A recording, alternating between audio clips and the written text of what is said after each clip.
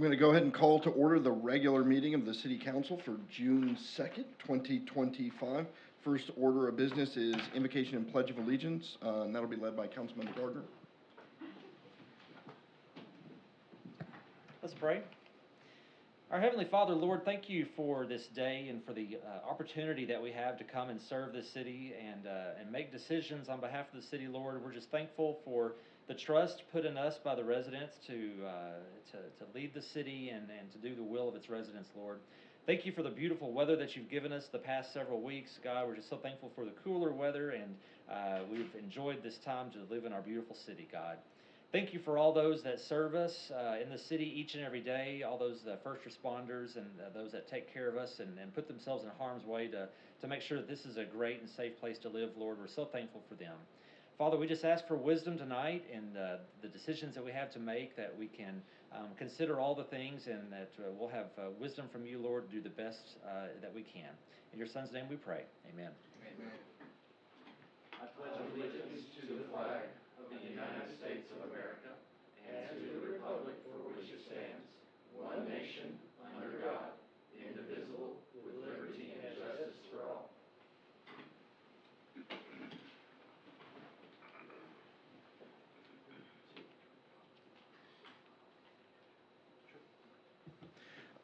All right, thank you, Councilmember Gardner. At this time, we do have a copy of the minutes have been provided in the council packet.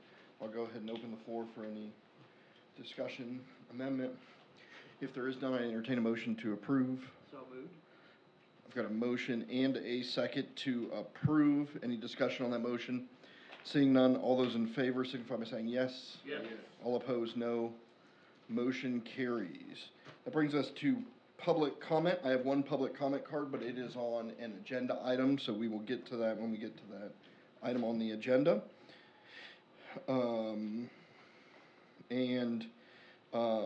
As far as the department report, I'll be giving during mayor's comments a little bit of an update on various projects that are going on and the status of those. So we'll call it a mayor's department report. Planning Commission report is Councilmember Williams. Yes, sir. Thank you, Mr. Mayor. There were several items of discussion during this meeting, but one of them is actually on our agenda tonight, and it's the conditional use permit to allow a daycare, specifically an infant daycare at 301 Millwood. Ashley Harris, I believe, is the owner there, or the one who wants to put in the daycare, and it's actually been a daycare before, but it's been an adult daycare at this site, and it's a PCD zone, and it was a due pass to us, which I guess is why it's on the agenda tonight. And then there is a proposed annexation of 9.378 acres for property located at 2906 Highway 365 North. The owner is requesting the annexation. The owner wants land use SUR, special use residential, and a proposed zoning of PRD. And the staff recommended a due pass to the city council on that, which I guess is coming to us later. But that was about all. It was a pretty short meeting. Outstanding. Thank you very much. With that, we'll move on to procedural motion. At this time, I'd entertain a motion to have all ordinances and resolutions read by title only. So moved. I've got a motion. Do I hear a second? Second. Motion and a second. Any discussion? Seeing none, all those in favor, please signify by saying yes. Yes. All opposed, no. Motion carries. We have no unfinished business, but we do have some new business. The first item of new business is Resolution 2025-18, approving a conditional use permit. Madam City Clerk, if you could please read that by title only. A resolution of the City Council of the City of Maumelle, County of Pulaski, State of Arkansas. A resolution to be entitled Resolution Number 2025-18, a resolution to approve a conditional use permit for a daycare center at 301 Millwood Circle and for other purposes. Thank you very much. This is the conditional use permit for the daycare that you just heard from Councilmember Williams on. I'll go ahead and open the floor for discussion. Motion to approve Resolution 2025-18. Second. I've got a motion and a second. Is there any additional discussion on that? Seeing none, all those in favor, please signify by saying yes. Yes. All opposed, no. Motion carries. Resolution 2025-18 is approved. That brings us to Resolution 2025-19, authorizing the city attorney to seek condemnation. Madam City Clerk Treasurer, if you could please read that by title only. A resolution of the City Council of the City of Maumelle, County of Pulaski, State of Arkansas, a resolution to be entitled Resolution Number 2025-19, a resolution to condemn a structure on a property owned by Jennifer R. Corvo at 113 South Oak Ridge Cove, and for other purposes. Thank you for that. This is the issue that we do have a public comment on, but before we get to that, I'd like to just have Mr. Grummer come down and give us a brief overview of what is going on, and then I'd like to hear from the resident before we begin too much discussion or deliberation. Mr. Grummer, can you give us a heads up on what this is? Scott Grummer, Planning and Permit, City of Maumelle. Yes, so this property started out in January of 2024 with a code violation of a dilapidated structure. It has broken windows all the way around the property and appeared to be in a dilapidated state. They were given notice to bring the property up to code, and there was no response. There was no resolution. The property was sent to the district court, and out of that, I believe there has been no resolution as well. It's been a year and a half now, and with that being said, there's no other enforcement capability that I have other than this would be a condemnation of the structure in order to require the owner to resolve and abate the nuisance. It's become, we're getting complaints from surrounding residents of the situation. It's bringing property values down, and that's one of the reasons why the ordinance is in its place in order to abate these situations. Thank you, sir. I think there may be some questions here in a little bit, but I want to hear from the resident, Mr. Robert Tresvond. I'm just here trying to figure it out. I don't even see none of my neighbors here. Look like I'm the one. Okay, we can hold that card for you, and if you decide, if you could please come on down to the microphone, sir, give your name and address for the record. Robert Tresvant, 116 Oak Ridge Cove. I stay across the street. I just got questions like, you all have 4 wards. If you put this house next to where any one of you all live, what would you do? And I'm asking that because I think the neighborhood's been living with this. And you're supposed to love your neighbor as yourself. And I think that's what we've been doing by not saying nothing, by not just giving a person a chance to get their life together, because we all go through stuff. That's been the neighbor. I've been knowing these people. I mean, I don't want to be the neighborhood tail, but it's a shame that I've been out here 30 years and living in that house, and I'm sure if I did anything to make my neighborhood want to put me out, I'm sure it'd have been done. I just expect that out of my neighbors. What's going to happen is you all are getting ready to experience what they call a hood when you allow stuff like that to happen. I mean, it's a shame. I mean, you got a busted window, Little Rock, they got code enforcers, they put a tag on it. You immediately got to board it up. But to leave that like that and ride by there and see that, Maumelle ought to have a standard. When I moved out here 30 years ago, to me, it was a standard. It was, you drive through here, flowers all the way through the one way. It was just a good place. But what you all are doing, allowing to happen, is going to turn into a hood, your first hood, and what a hood is, I'm sure everybody knows, is where people don't care. They park on the grass. They park on the wrong side of the street. And it's a perception, what you look like when you coming home. If everybody that has moved in my neighborhood in the last 3 years, 3 to 4 years, somebody in their house is parked on the wrong side of the street. They won't get in their house that bad. And what does that look like? So it makes you watch everything else. People don't cut their grass or whatever, but then you ride through there and you got a busted window. And first you're concerned, but you don't even know how do you approach somebody about something they could be going through. And that's where I really expect the city to speak on my behalf. I feel bad about saying anything. I thought somebody else, some more people would be here. But this would get me. Okay, y'all got a sign out there that really notified us. You send me a letter. I said, let me go. I asked my wife, did she want to come in? I mean, let me tell you, we got some people that have moved in the neighborhood and renting. They're nice people at that very house. Somebody ain't been there a month. Got one of their cars parked there in that driveway. Got more vehicles, but they live across the street. But they parking it there because it's abandoned.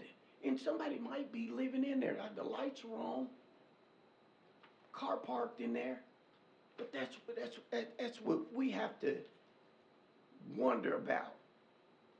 Somebody that just came in our neighborhood, parking one of their cars over because you all got a sign that it's abandoned or it's going through something, and somebody got the nerve to park their vehicle over there. And that's what our neighborhood is turned into, is that when new people come, most of my neighbors been there 30 years. I mean, we all get along because nobody really, everybody work and go in. But it's what the neighborhood is turned into. And some just as simple, and you can ride. And that's what I always wonder with, I'm not knocking the code enforcers, but man, somebody needs to ride around and just see what a normal person will see. Now, if you come and I don't know where you guys live, but if 2 or 3 people on your block is parked on the wrong side in front of their house, just what does that look like? Yeah. And so it's little things like that on top of this house being in the situation it is. You guys should be speaking for us because you ought to not tolerate. And so I feel bad because I tried. I didn't want to say anything, but I'm telling you, that's a lot to deal with when you work and you have to pass that to get to your house. I mean, if it's something that we all could do to help them, if you gotta love yourself. Thank you. You gotta love yourself. Thank you, sir, for somebody your else to comments. love you. Yeah. So just a quick heads up about, I should have pointed out there was a 3-minute time limit, but I think Hey, you were. I'm speaking No. for the ones that didn't show up. Which is why I wasn't I cutting you feel off. like I've been put out here. I know exactly. I used to live on Pin Oak, right? So right across the street, Mhm. and so I know that area quite well. This is before the city, and you mentioned multiple wards. You're in Ward 4, and so those are your council members, though everyone is your council member. That's what we're here today for, is the condemnation of this property, because code enforcement has taken the most measures that it can and is getting nowhere with this. So with that, I'd like to just open the floor for discussion on Resolution 2025-19. Councilmember Gardner.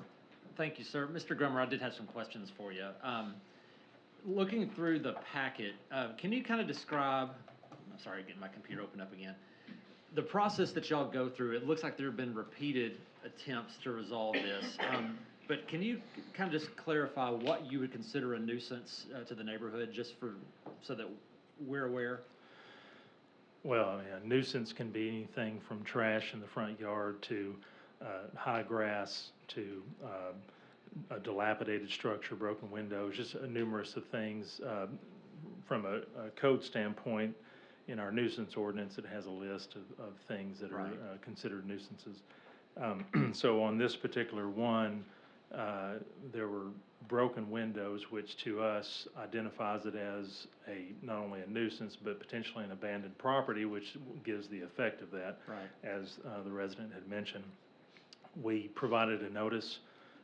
We always provide a first notice to address situation, and typically if a resident responds to us, then we'll work with them to get it, if they need some time to get something resolved. That never happened. We typically, after 2 weeks, we give a second notice if nothing's changed or no communication. And then beyond that, we give it a citation, and then that citation goes to court. And I will say that we've had some turnover in our code enforcement department, so we've been working with a lot of different things. And this one, in my opinion, has gone on too long. But I'll say that I'm not too sure if our department has ever condemned a property from a code enforcement standpoint. Of course, we just had one at the last city council meeting, and this is our second one. And I'm at the stance now that realize that if we're going to prevent things, as the resident had mentioned here, and preventing our neighborhoods from deteriorating, then we're going to have to get pretty strong on our enforcement. And I'm actually going to be hiring for a new code enforcement officer because we've got some turnover and changes in the department. So again, there's going to be training. But with that being said, I do want to say that in this particular situation, the nuisance is the fact that it looks like an abandoned house, the broken glass, and we cannot inspect the inside of the house because we don't have that authority through code. But I would say that the next, if this is condemned, the next step for us is to determine, well, number one, is it a fire and safety issue inside the house? They will be given 30 days to either abate the situation, to fix it.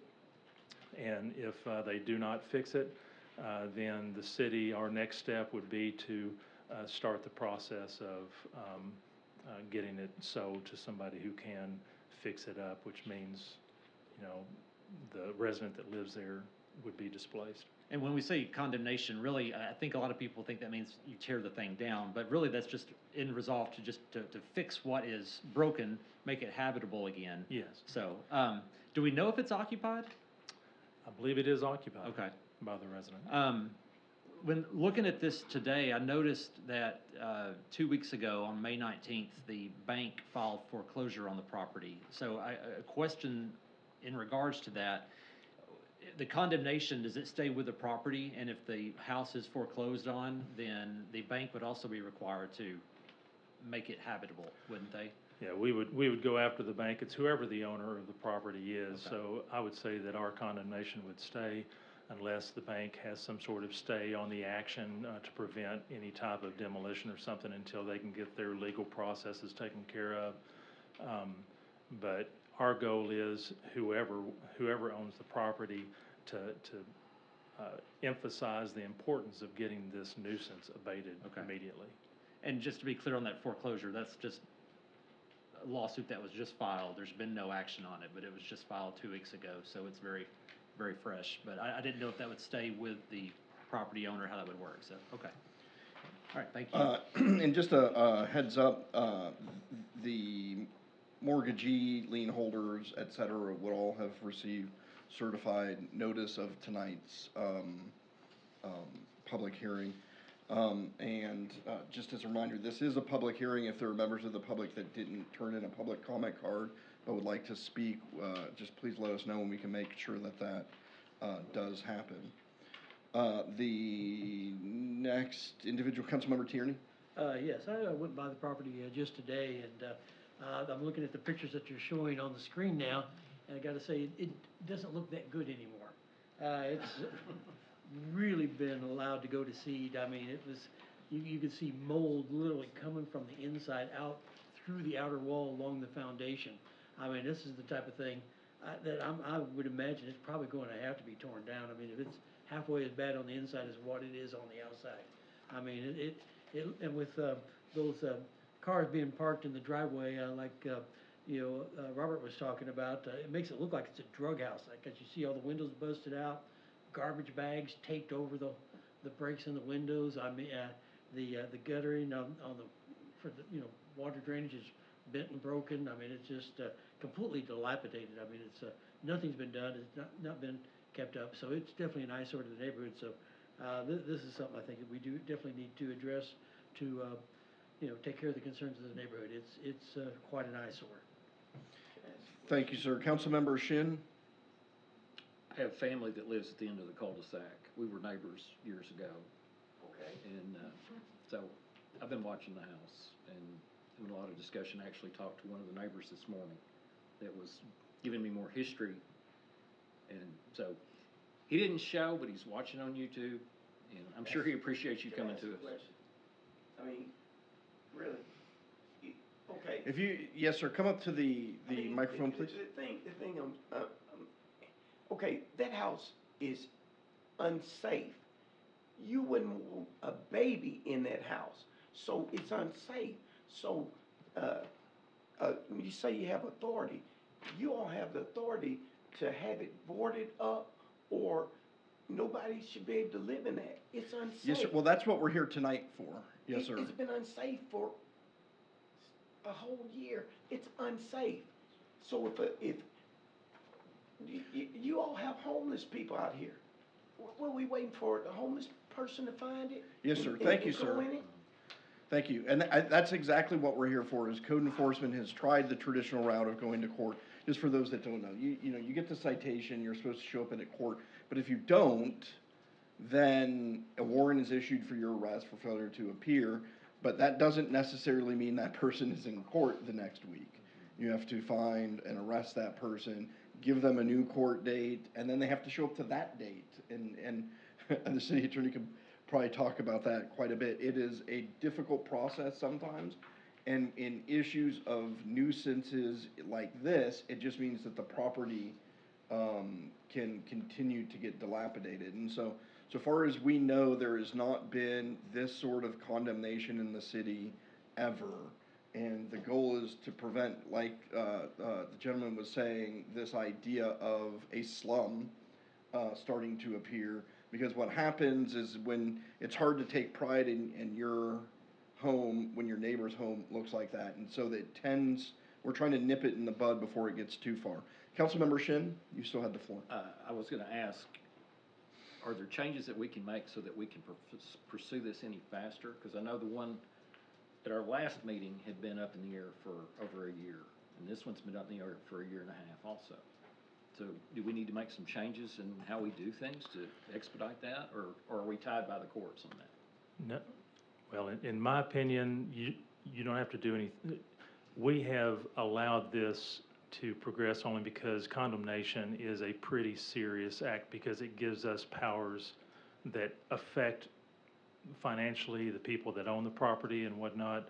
And because we've never done that, we've been reluctant. We've tried to allow the court system and just getting the property owners to take responsibility. But all I have to do is follow our timing and guidelines, and we could probably take this same situation and get it to this point within a 6-month period, I would say, versus a year. It's just a matter of trying to do everything we can and staying on top of it. Mr. City Attorney? Yes, I just wanted to, Mr. Gardner, you asked the standard that we're applying from the code. This nuisance is defined as any building or other structure which is in such a dilapidated condition that it's unfit for human habitation, or kept in such an unsanitary condition that it's a menace to the health of people residing in the vicinity, or presents a more than ordinarily dangerous fire hazard in the vicinity of which it's located. And I believe it's under that first provision, so dilapidated that it's unfit for human habitation, that Mr. Grummer is bringing this today. Is that right? Thank you, sir. Councilmember Gardner? I'll make a motion to approve resolution 2025-19. Second. We have a motion and a second to approve resolution 2025-19, authorizing the city attorney to seek condemnation. Is there any additional discussion on that? Seeing none, all those in favor, please signify by saying yes. Yes. All opposed, no. Motion carries. Thank you all for coming out. I understand the concern and frustration with this residence, and we're exercising the maximum extent authorized by law to ensure that this gets remedied. The next order of business is Resolution 2025-20, acknowledging and approving terms of a Title VI program. Madam City Clerk, if you could please read that by title only. A resolution of the City Council of the City of Maumelle, Pulaski County, Arkansas, resolution number 2025-20, a resolution acknowledging and improving the terms of the Title VI program benefiting the Senior Citizens Transportation Assistance Program, and authorizing the mayor to execute applicable program documents and for other purposes.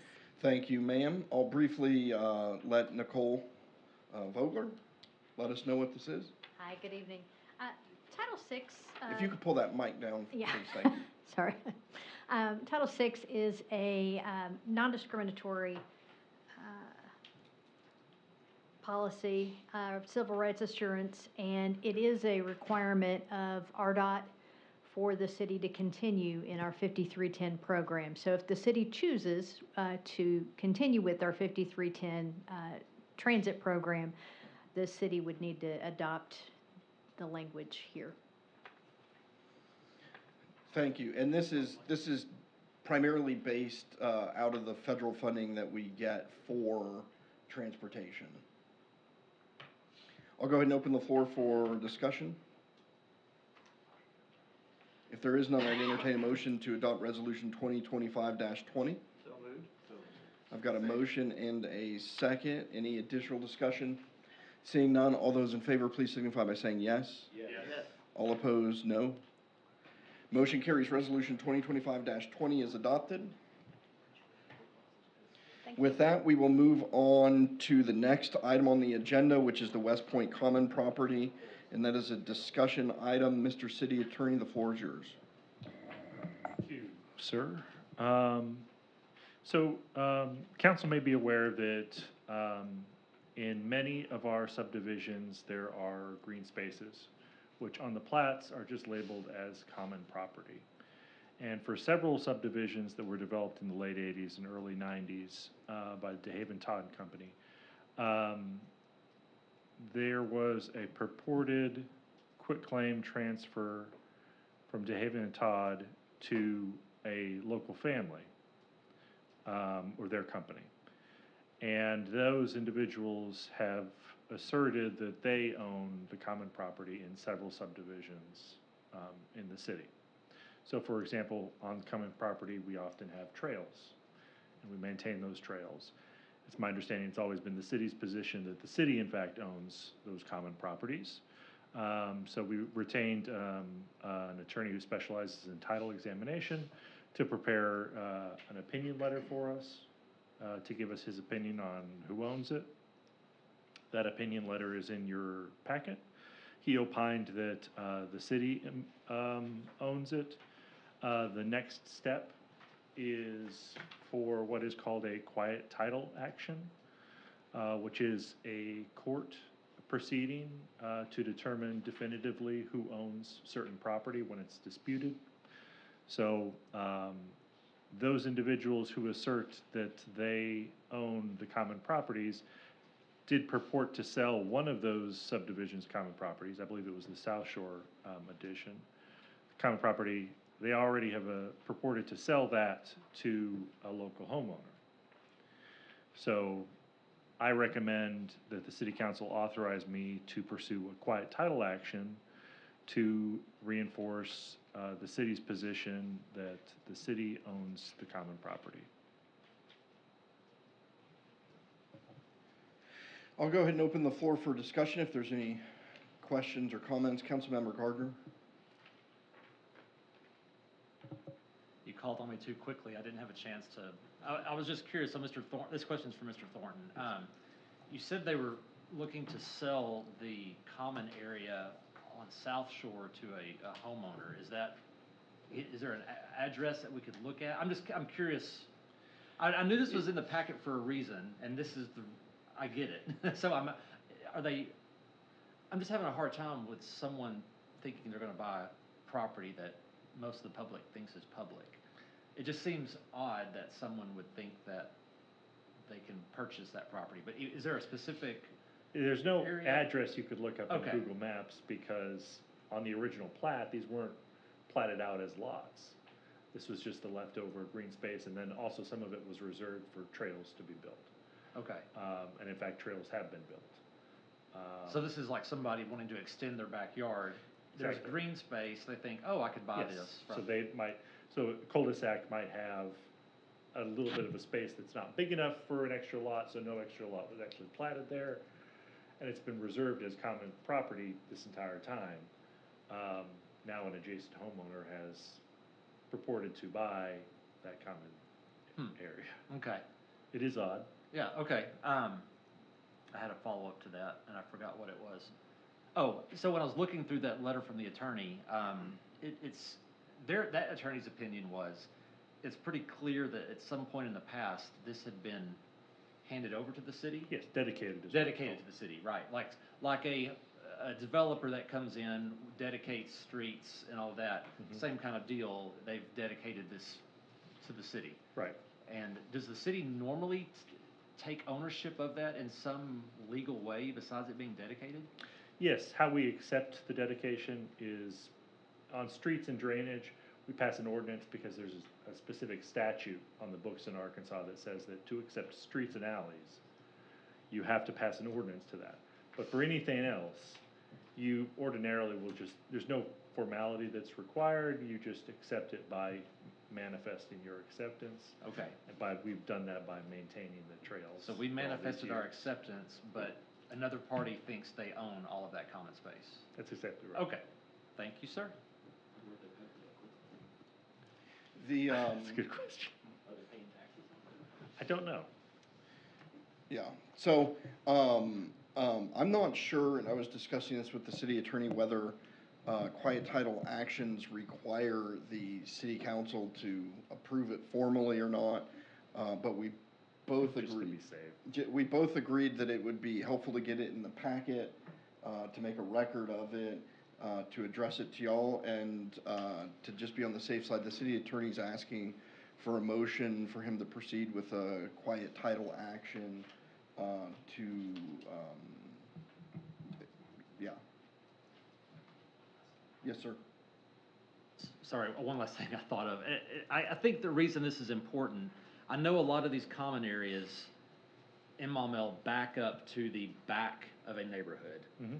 And so if we are looking at crossing that and another developer is coming in and trying to develop another parcel, that could be an issue, right? If Yes. somebody says that they own this bicycle path that they don't really have legal Right. title to, that could be an issue. So I think it is in our interest to clear that up. There's also a number of, open spaces that are large enough that you could build a home there. There are at least several that we have identified, and so this has come up where, folks are wanting to sell those areas, to develop a home, whereas the homeowners that bought that, had they gone and looked at the plats and everything, they would have seen that this is common property, and therefore reasonably relied on that when making the purchase of their property. It's not just the trails, otherwise, heck, maybe we'd give them the trail, require that they maintain it and mow it and, pay taxes on it, and, so it's not just those.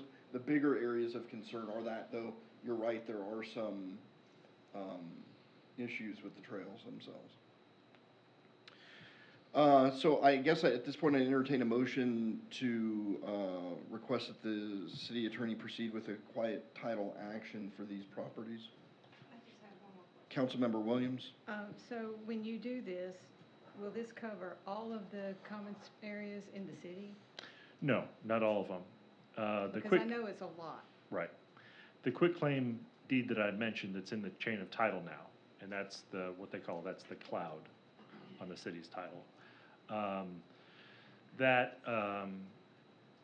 identified maybe half a dozen subdivisions. But if this comes up again in the future, we'll be right back where we started. Well, Or some sometimes, other spot of land, right? I mean, we're gonna have to keep sometimes doing this. it's a lot clearer that there was a Yep. dedication to the city. And it'll say something maybe in the plat notes that say, this is being dedicated to the city and the city shall maintain the, you know, or so it's a lot clearer in some cases. I got And then, and so we don't think that that'll come up. It may in some others, but it's not like a citywide problem because a lot of the newer subdivisions have those sorts of statements, or they're giving those to the POA anyways, and so the POA is the one responsible for Okay. that. Okay. Councilmember Tierney? Yes, one thing I'd just like to point out, that this is the type of thing that you'd hate to establish a precedent like this, where people could start thinking, hey, the green area, let's do a land grab and I can expand my yard. So that's one of the things, it's not just the issue in front of us now, we have to consider about how this could have a domino effect in the future if we don't handle it the right way. Thank you, sir. So at this time, I'd entertain that motion to request that the city attorney proceed with quiet title action. So moved. We've got a motion and a second. Any additional discussion on that motion? Seeing none, all those in favor signify by saying yes. Yes. All opposed, no. Motion carries. The next agenda item is the Gateway Park construction. And really, it's the Gateway Park construction budget. I mentioned recently at a council meeting that we were encountering issues with the soil and the dirt not being suitable. And I was hoping to have in front of y'all a budget resolution, but I didn't receive the numbers until today at 3. So let me tell you a little bit about what's going on. The current state of Gateway Park, in the project itself, we created an allowance for up to 500 cubic yards of sort of undercut and fill. Undercuts where you're removing unstable soil and filling it with soil that is stable. Currently, at best estimates, they're estimating 4,500 cubic yards of undercut. I have authorized up to 2,000 yards, cubic yards of undercut, because that is the amount that is in the contingency. We only had a 5% contingency for this project, which sometimes you can get away with and sometimes you can't. That extra 4,000 cubic yards of undercut is a cost increase of about $160,000, and that is with mitigation that we've already tried to do. So we have currently replaced the drive for the food truck. So if y'all may recall, you drive in, there's a parking lot, but you then turn to one side and you've got the food truck area, and we had reinforced decomposed granite that was sort of egg-shelled and designed to be there. We have already replaced that where the drive is, not where the food trucks will park, but that drive itself will be concrete. And the goal is to mitigate some of the undercut that will be needed in that area so that we're not having to go as deep down. I was explaining to Deb earlier today, there was a period of time where I walked out and was like standing on, literally you standing on a waterbed and kind of moving. The ground was moving that much, and it was at that time dry. There's still a couple other things that we can do. I either basically need another $100,000 to cover that, or we can start looking at making cuts to the project. We have determined if we remove the stage that was slated to go there, we start removing the signs that were starting to go there, that we maybe start getting close to,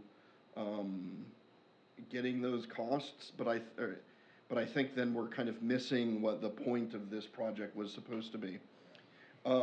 We have done things like, rather than get the pre-built restroom, we've gone with the engineered and on-site constructed, not only because of anticipated savings, but primarily actually because the lead time for those prefab bathrooms was just gonna be 18 months, and the whole park would be finished and ready to go, and we just waited for that item to get there.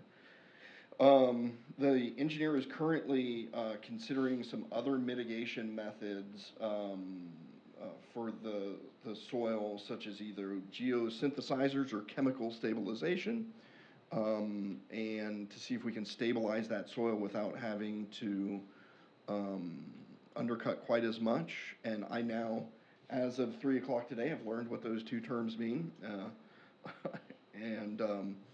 So effectively, what I want to ask for is authorization for what we think is going to be about $160,000. The $160,000 is anticipated to cover the cost of the soil undercut required, plus gives us about $80,000 extra contingency for the rest of the project.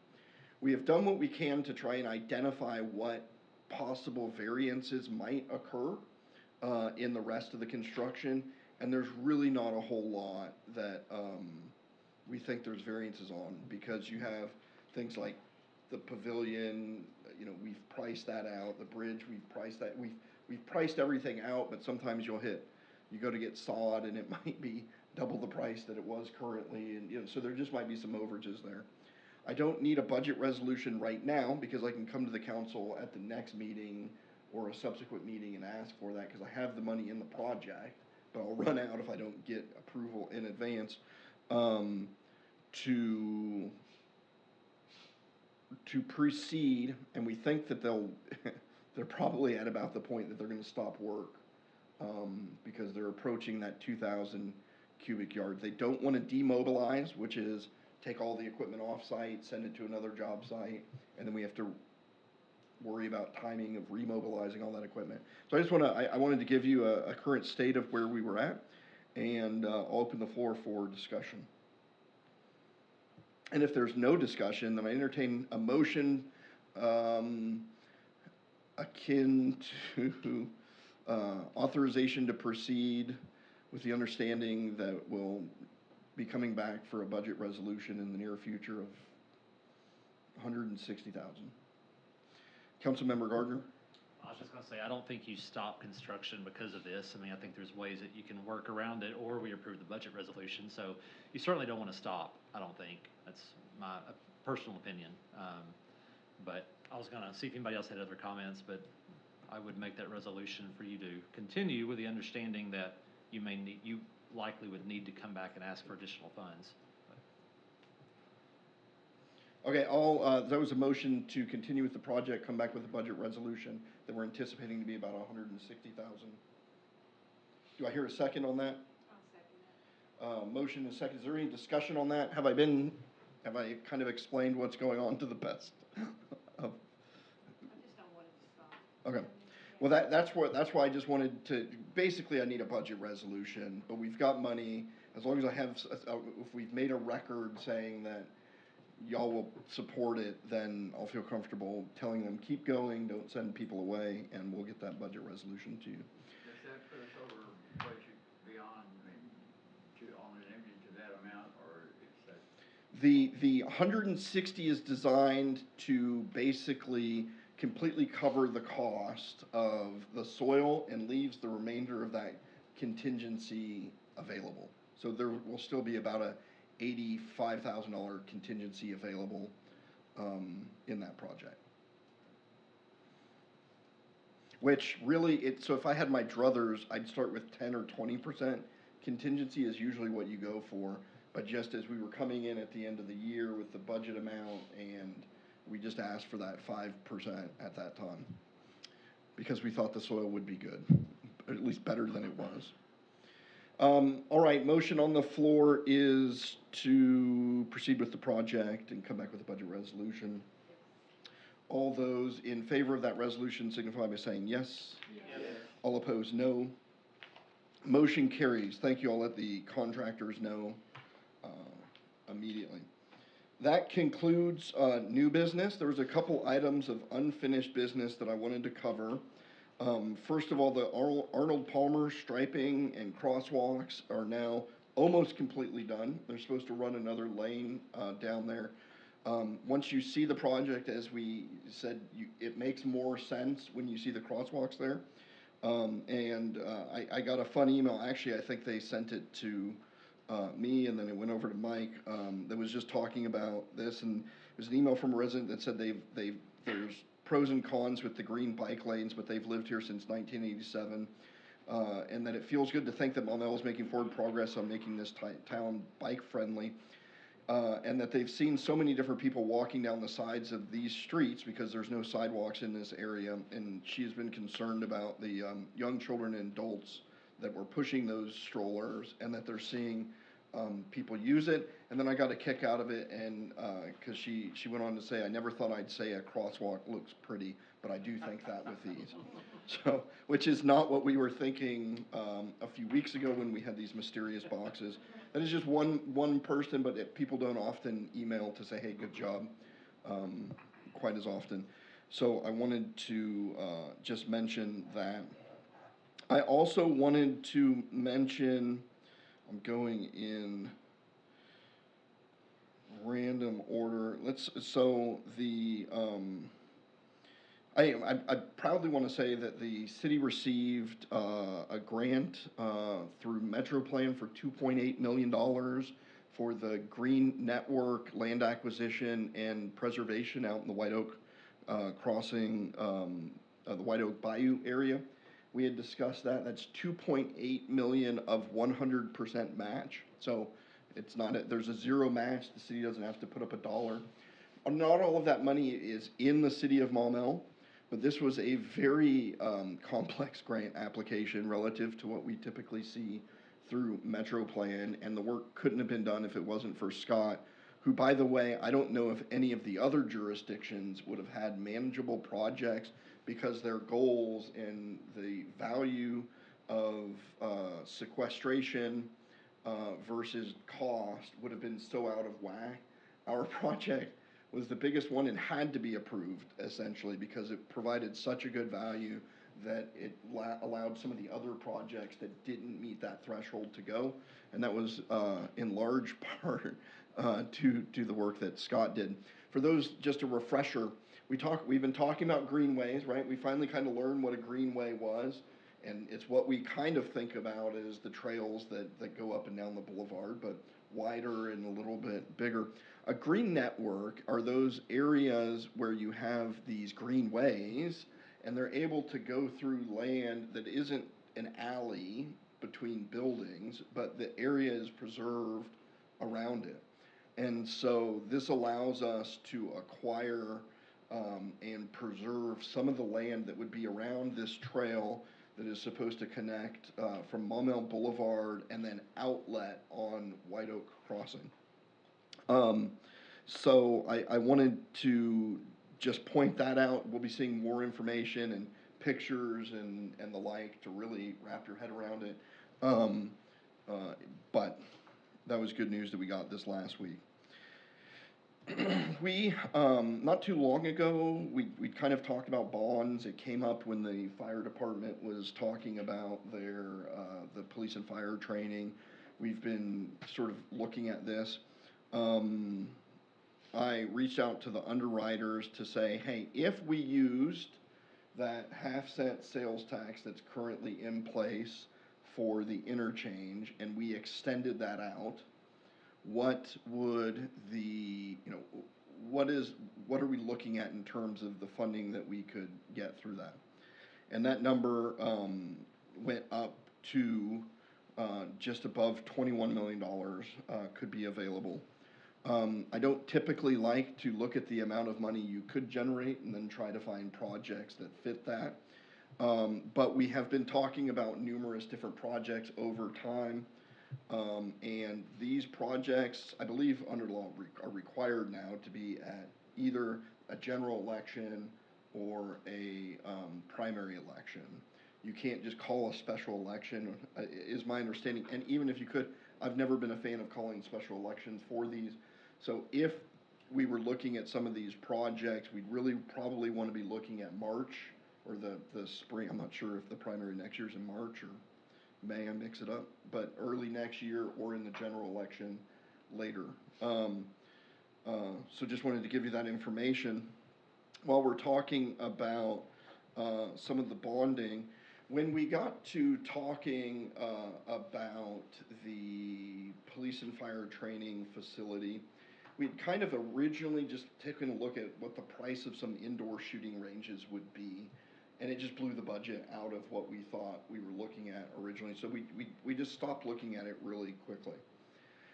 As it became more apparent that we would probably need a bond issue to build the building itself, that was going to be the training, the classrooms, that sort of stuff. The issue, I started talking with Scott really, and we just kind of brainstormed. We're like, well, if we're going to have to go to a bond issue anyways, let's at least start digging into what the cost of an indoor shooting facility would be, because that would accomplish several things. It would accomplish noise reduction significant. There were questions at the last council meeting about stray rounds and putting this sort of facility really close to residential neighborhoods. There's also been a lot of press, I think, about the shooting range, and so we found some kind of just modular, kind of pre-built sort of things. The police chief is looking into that. If that may be an option that we just didn't really consider because we were hoping to be able to pay cash up front for the whole project. But I just wanted to give you a heads up because Chief Buford kind of set what we were looking at, and there's possibly a change that's just in the pipeline to look at, to present the council with numbers. I want to tie the next thing, and at the next council meeting there will probably be a couple resolutions, a couple resolutions authorizing the city to proceed with applications for grants through MetroPlan for STBG grants. We will hopefully be applying for an construction grant of a roundabout at Club Manor and Odom South. That project was 100% designed and went out to bid back in 2019. That project, we tabled that, and we started looking at some other areas of town.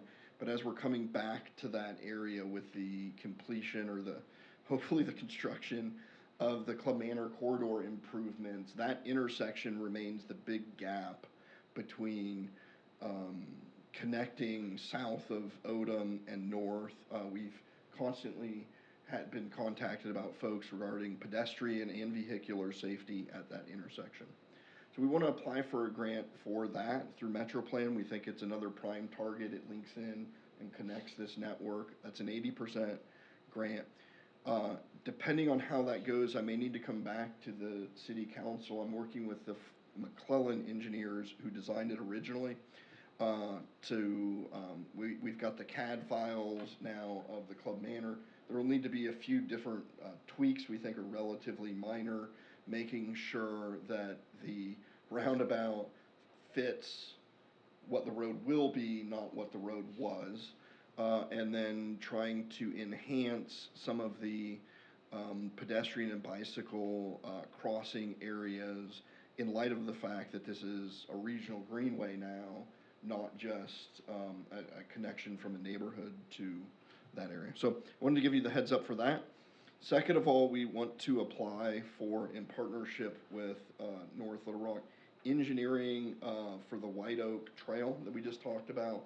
There would be that trail that goes through and near that green network that we just got the grant for. We were wanting to apply for construction of the 100% construction through the CPRG grants through MetroPlan, which is part of that $100 million that MetroPlan, Fort Smith, and Northwest Arkansas got from the EPA. The problem is that application is due at the end of June, and you have to have 60% plans complete.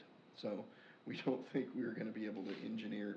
In fact, they were curious whether we'd get the survey done to begin the engineering, and that we might be able to get a conceptual, but that's less than 10%. So we're going to look at trying to get that engineering paid for through MetroPlan, 80% plan through there. So I just wanted, there's been a lot of movement going on a lot of big projects that we've been talking about for quite a while now, so I wanted to give an update. Councilmember Williams? Yes, sir. While we're talking about the training center for the fire and police, let's not lose sight of the fact that they will also need a classroom. I don't want to forget about that when we're talking about an indoor firing range, that they also need a classroom. Yeah, and that's the only reason we're looking at the indoor range, is because they need that classroom, which would have to be a bond issue. And if we're gonna go to a bond issue in that area, can we spend a little bit more money than we had originally budgeted and turn that outdoor to an indoor? We'll find out. I just want to keep it on the radar. Yes, ma'am. Councilmember Gardner? Thank you, Mayor.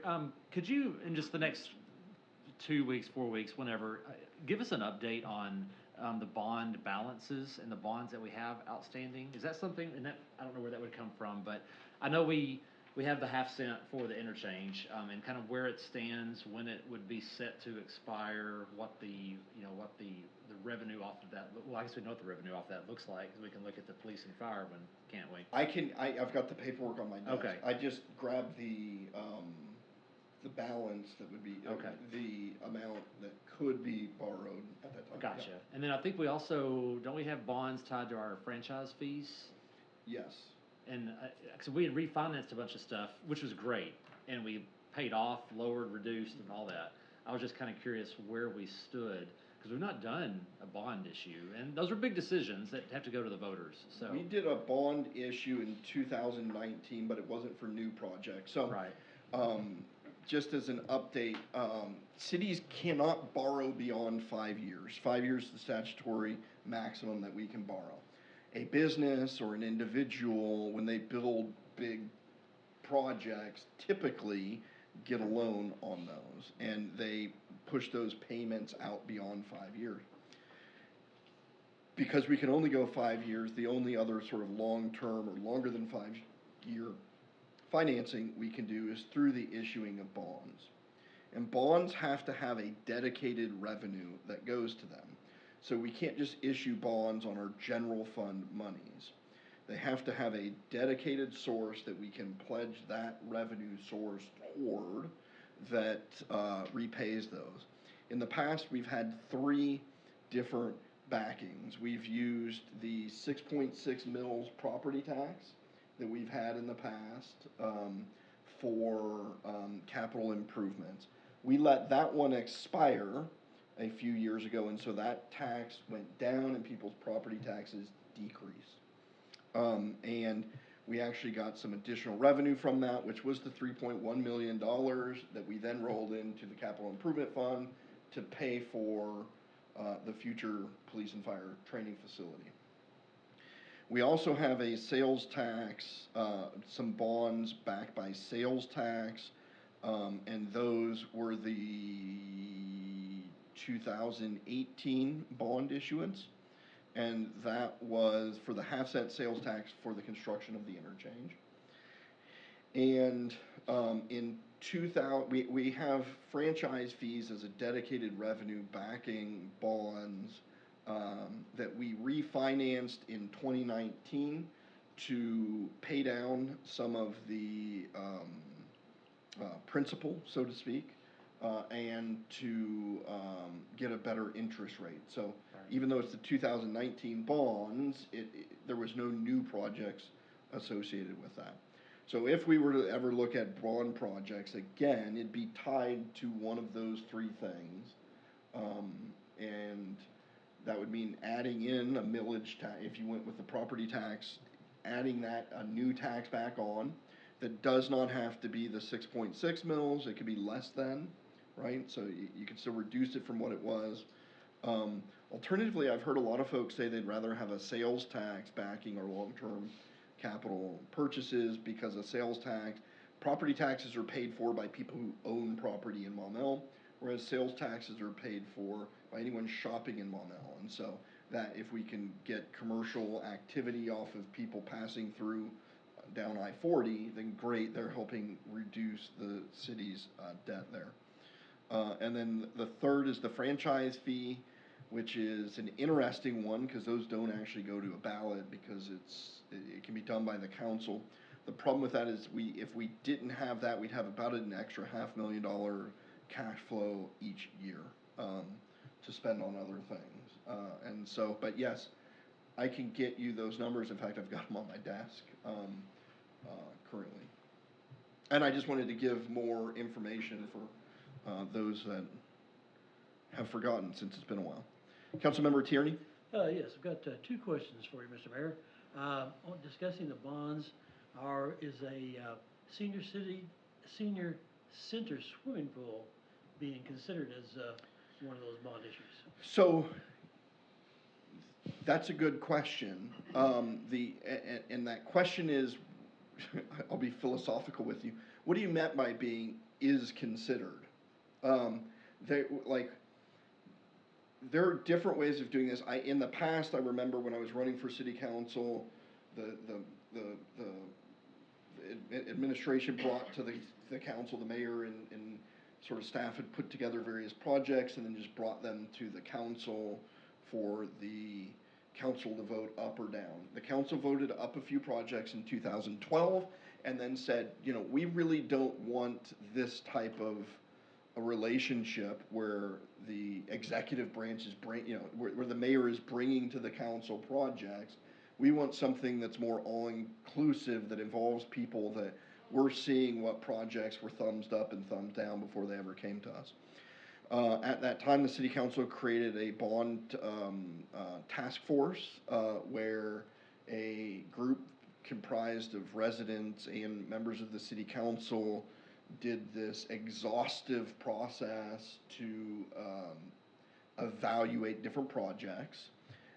That group then came back and made recommendations to the city council. The city council at that time actually asked for a survey to go out to all residents in Maumelle to get their feedback on projects.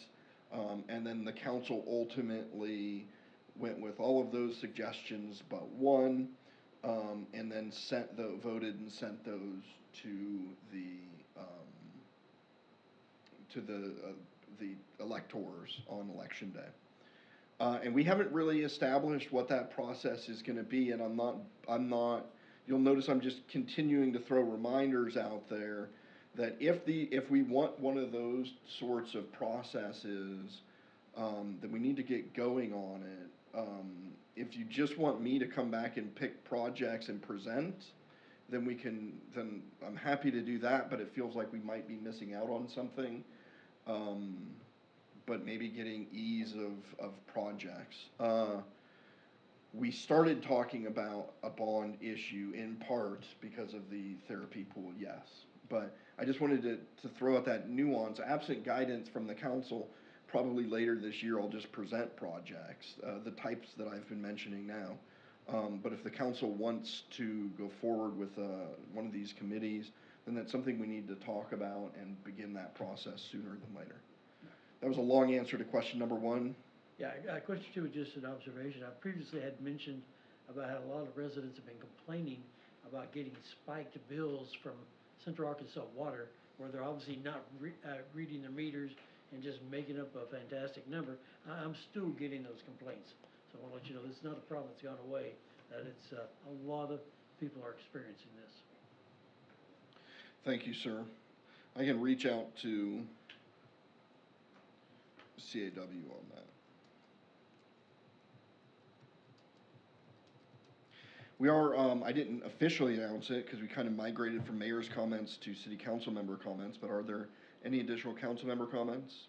Councilmember Gardner? This is brief. I just want to give a congratulatory remarks to the chamber and the city for an amazing event that they put on Friday. I rolled into the park 30, 45 minutes after it started, not knowing what to expect, and I was shocked at the number of people that were there. Shocked. And that just goes to show that, I mean, all of the events that we've held in Lake Williston have been extremely well attended, to the point of you're going, oh my goodness, we didn't do it big enough. Like we didn't, but that involves more work. Sorry, I know, but I was shocked at the number of people that were there. It was a really cool scene to see all those people there on a beautiful Friday afternoon, evening. So anyway, just it was a great event. Showed off our park. I hope we continue that. I think the momentum is there for more things to happen at Lake Williston, and kind of bring back a lot of that stuff that we had back in the 80s and 90s that we've heard so much about. So, Thank you, sir. City Attorney comments. Mr. City Attorney. Last council meeting, there was a condemnation that was approved by the city council. I did note, this afternoon, the landowner's attorney filed an appeal in circuit court. So, the city's been named in a lawsuit, so as part of my general duties to inform you whenever the city's named in a lawsuit, I'm informing you. City members of the city council are also named as defendants. That's typical. I'd expect a process server, or I can, I don't know, we haven't discussed this, but I can waive service of process if you want to save that, but I wouldn't presume to waive your rights on your behalf. So. Also, I believe they've claimed a 1983 action, civil rights action. It wrapped up with the allegation that, or the appeal to circuit court from the resolution, is an allegation that we violated federal civil rights laws.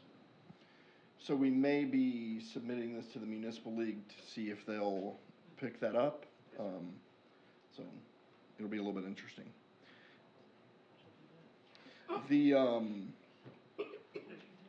Are there any city clerk treasurer comments? No, sir. Well, if there's nothing further, I'd entertain a motion to adjourn. Mr. Mayor, I make a motion to adjourn the city council meeting of June the 2nd, 2025. We've got a motion, second. Any discussion on the motion? Seeing none, all those in favor, please signify by saying yes. Yes. All opposed, no. Motion carries and we are adjourned. Thank you for your time.